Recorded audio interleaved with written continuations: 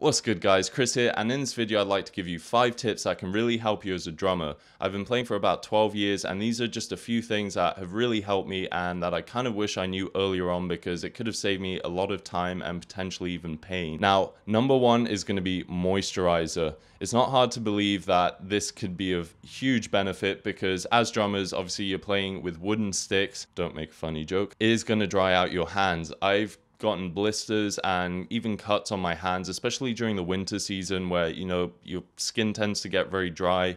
I found that playing for hours would lead to me getting little splits in my hands, and they would actually really hurt and sort of prevent me from reaching my full potential and playing as well as I normally could because of the pain, the sharpness, and not only that, but bleeding. Drum equipment is expensive, and if you're bleeding on it, it can be really hard to get those stains out. So moisturizer is a simple tip that's actually helped me a lot. Again, especially in the drier seasons where my skin's dry and the wood just really creates a lot of friction and it can become quite painful. Another thing to add would be plasters as well. I always make sure I have plasters on deck, especially if I'm playing gigs and stuff, because again, I don't want to bleed on my equipment. And even if you don't care about getting blood on your drums, I know it can look pretty cool in some ways, but it can still be kind of painful. And again, you don't want to hinder your playing because your hands hurt. So just having moisturizer and plasters on deck has really helped me over the years. Now, tip number 2, I really wish I knew this earlier on because it could have saved me so much time and frustration.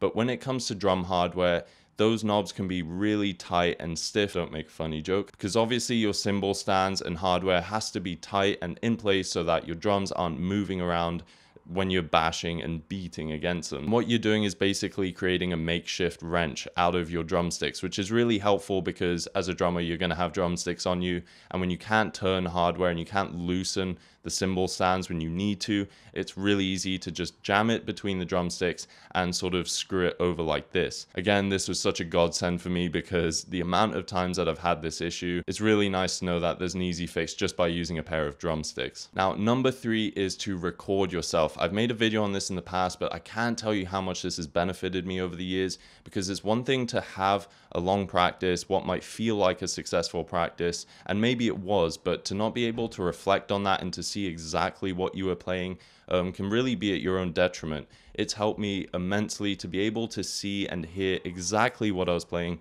and to be able to hear what my strong points were and what my weak points were. You can obviously also upload these to social media, you know, work on your brand reputation if that's what you want to do, and on top of that, receive constructive criticism. That's really helpful because it can be really hard to reflect on your practice sessions and know exactly what you were playing and how you were playing it or how well you were playing it, and especially if it was a few hours ago or yesterday or even a week ago.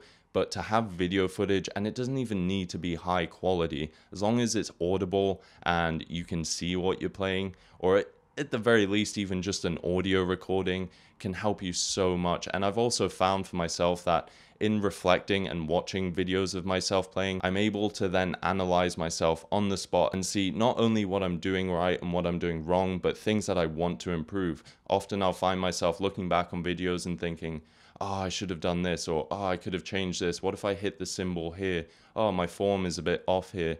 Maybe my seat height could have been changed. There's just so much potential for self-criticism and evaluation of your own playing. I honestly think this can just save you so much time in the long run, because honestly, being able to see and hear exactly what you're playing as opposed to going off of memory and sort of the emotions and the feelings in the moment, you know, sometimes it feels like you were playing very well or in time until you listen to that recording and you realize, actually I was dragging a little bit there. I was rushing a bit there. This is what I need to work on. My technique isn't great here, etc. So really record yourself. It's super, super helpful and will save you tons of time and improve you as a drummer. And number 4 is to jam with other musicians. There's a good chance you're already doing this, but I think it's just something that we can all do more and more, because as important as our own practice time is, because then we can really hone in on our own weaknesses without sort of annoying and dragging down the other musicians. There's just so much benefit and merit in jamming with other musicians. Not only can you potentially create relationships, bands, just camaraderie, but it's really a chance for you to trade ideas, to share concepts, to really feed off of each other, doing things like call and response. I've just found this to help so much, and it's not only exhilarating to be able to play with another musician and be in the moment with them, but you know, it's very much communication. You know, it's one thing to have ideas in your head, but until you express them to someone else, that's when you can sort of think more clearly, if you will, and develop your ideas. And it's the same with music. Music is just another language. So in jamming with other musicians, playing with other musicians, you can learn a lot about yourself. You can learn a lot about other musicians, how you guys mesh. You can build chemistry, musically speaking. And it's not only an opportunity for you to improve as a musician and realize what your sticking points are, but you can also then help out other musicians. Especially as a drummer, I found that playing sort of more complex polyrhythms and stuff has been challenging to some of the bassists and guitarists that I've jammed with. And so it's really cool to be able to sort of sit down, break it down with them, and then create some sort of piece or song or whatever it is. And not to mention, again,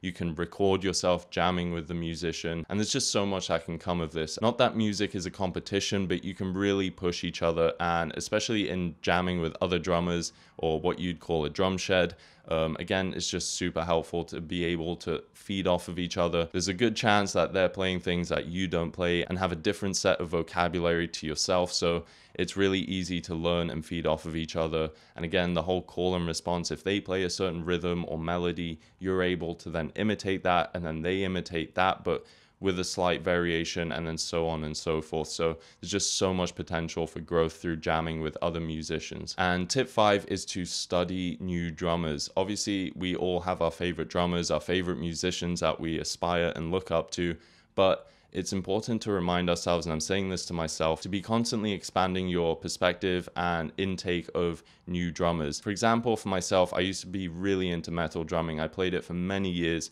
and a lot of the drummers, almost all the drummers I looked up to, were metal drummers. But once I started branching out, listening to a lot of gospel drummers, jazz drummers, it just opened a whole new door for me, a whole new perspective.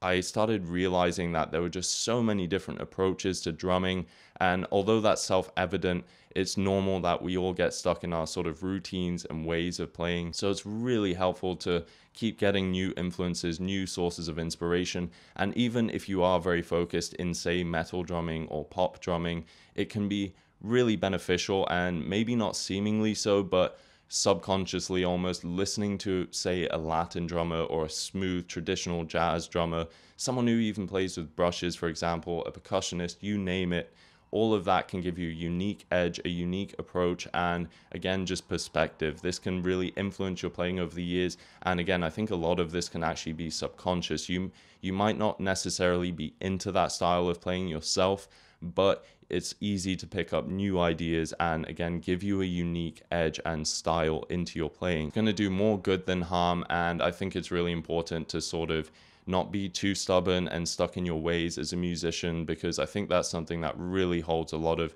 musicians and drummers back, because they stay playing the same style and listening to the same style of drummers. So expand your vocabulary, expand your source of inspiration. This will really take your drumming to the next level. But yeah, these were just a few tips off the top of my head. They've saved me so much time, so much pain, so much frustration. So I hope they help for you. And if you'd like to see more videos like this, you can subscribe to see more, or comment below if you have any thoughts, ideas, things that you've learned. It's really awesome to share those and help other drummers, musicians, and giving advice can really help save other musicians a lot of time and pain that you might have gone through yourself. But yeah, thanks so much for watching. Until then, I'll see you in the next one.